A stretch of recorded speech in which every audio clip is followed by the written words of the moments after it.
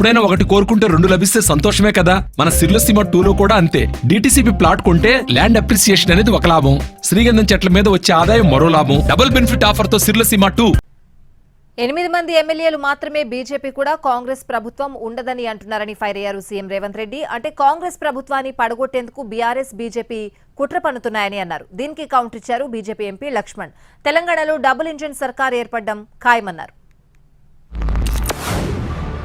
రోజుకోసారి doctor Laxman అంటున్నాడు ఎన్నికలు అయిన తర్వాత ఈ ప్రభుత్వం ఉండదని. నేను అడగదలుచుకున్న డాక్టర్ లక్ష్మణ్, అయ్యా నీ దగ్గర ఉన్నది 8 ప్రభుత్వాన్ని ఎట్లా ఏర్పాటు చేస్తావు చెప్పని నేను అడుగుతున్నాను. అంటే బీఆర్ఎస్ బీజేపీ ఒక్కటై కుమ్ముకై కుట్ర చేసి ఈ ప్రభుత్వాన్ని పడగొట్టాలన్న ఆలోచన చేస్తున్నారు. మా ప్రభుత్వాన్ని పడగొట్టాలనే కుట్ర మోడీ కేడీ కలిసి చేస్తే చూస్తూ ఊరుకుంటామని అనుకోకండి.